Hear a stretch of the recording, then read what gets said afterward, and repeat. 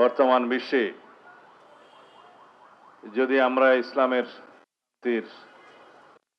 মহাবাণী অনুসরণ করি তাহলে বিশ্বে কোনো যুদ্ধ বিগ্রহ থাকে না, বিচার প্রতিষ্ঠা হয়, অর্থনৈতিক সাম্য প্রতিষ্ঠা হয় এবং সমাজে কোনো শৃঙ্খলা বিঘ্ন ঘটে না। কিন্তু আমরা সেই বাণী থেকে, সেই আদর্শ থেকে বিচ্যুত হয়ে গিয়েছি। সেই জন্য আমাদেরকে আমাদের দেশে এবং সারা বিশ্বের সকল মানুষের প্রতি আমাদের আহ্বান থাকবে যে আমরা যেন ন্যায়ের পথে, শান্তির পথে, সাম্যের পথে, শৃঙ্খলার পথে রাসূলুল্লাহ সাল্লাল্লাহু আলাইহি ওয়াসাল্লামের আদর্শকে অনুসরণ করি। আমাদের আজকের এই দিনে আমাদের নতুন করে অনুধাবন করতে হবে, যদি আমরা শান্তির পথে থাকি, রাসূলুল্লাহ সাল্লাল্লাহু আলাইহি ওয়াসাল্লামের জীবন আদর্শকে অনুসরণ করি এবং মেয়ারে হক হিসাবে রাসূলুল্লাহ সাল্লাল্লাহু আলাইহি ওয়াসাল্লামের সাহাবীগণের জীবন আদর্শকে আমরা অনুসরণ করি, তাহলে দেশে কোনো অশান্তি থাকবে না, বিশৃঙ্খলা থাকবে না, অসাম্য থাকবে না। আজকের দিনে সারা পৃথিবীতে যুদ্ধময় পরিস্থিতিতে, অর্থনৈতিক বিশৃঙ্খলাতে একটা জিনিসই উপলব্ধিতে আসে, তা হলো স্বার্থের সংঘাত, অর্থনৈতিক সংঘাত এবং পরস্পর স্বার্থের জন্য যুদ্ধ বিগ্রহ। এইগুলোর কোনো কিছুই থাকবে না যদি আমরা শান্তির পথে, সাম্যের পথে থাকি এবং অর্থনৈতিক ন্যায় বিচার প্রতিষ্ঠা করি। আজকের এই দিনে এটাই হোক আমাদের শিক্ষা, রাসূলুল্লাহ সাল্লাল্লাহু আলাইহি ওয়াসাল্লামের প্রদত্ত, অনুশীলনকৃত যেই পথ, সেই পথ আমরা অনুসরণ করে আমাদের দেশে শান্তি প্রতিষ্ঠা করি, ন্যায় বিচার প্রতিষ্ঠা করি, সামাজিক শৃঙ্খলা ব্যক্তি জীবনে, পারিবারিক জীবনে, সামাজিক জীবনে এবং রাষ্ট্রীয় জীবনে আমরা প্রতিষ্ঠা করি। এটাই হোক আমাদের শিক্ষা। আইন শৃঙ্খলা পরিস্থিতি নিয়ে কথা বলেছেন।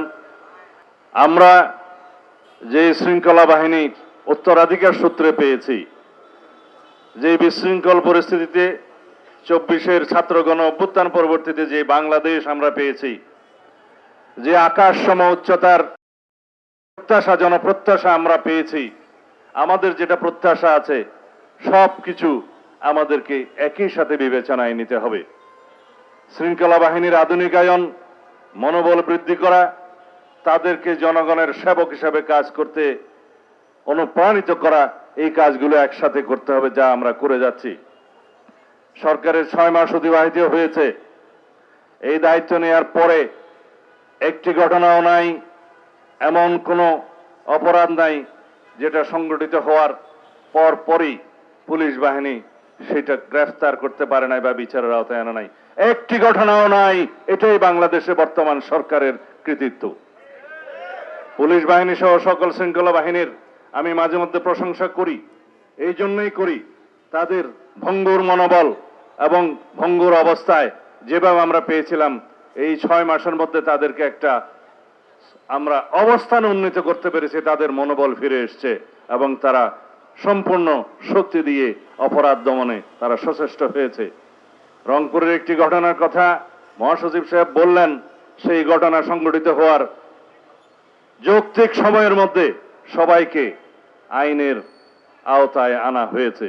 এরকম রামেসা হত্যা থেকে শুরু করে যত ঘটনা জাতীয়ভাবে আলোচিত হয়েছে বা আলোচিত হয় নাই, প্রত্যেকটা অপরাধের আমরা অ্যাড্রেস করতে পেরেছি এবং যথাযথ আইনি প্রক্রিয়া নিয়ে আসতে পেরেছি, আদালতের কাছে সুপর্দ করতে পেরেছি। ক্ষেত্রমতে সমাজের চাহিদা অনুসারে সংক্ষিপ্ত সময়ে বিচারিক কার্য সমাপ্ত করার জন্য সহযোগিতা করেছি। সবকিছু আপনারা জানেন। এর চাইতে এই অল্প সময়ের মধ্যে আর বেশি কিছু আশা করা আমাদের মনে হয় ঠিক হবে না। তবে ইনশাআল্লাহ প্রতিশ্রুতি দিচ্ছি, বাংলাদেশের এই পুলিশ বাহিনী জনপ্রত্যাশিত, জনবান্ধব পুলিশ বাহিনীতে পরিণত হবে ইনশাআল্লাহ।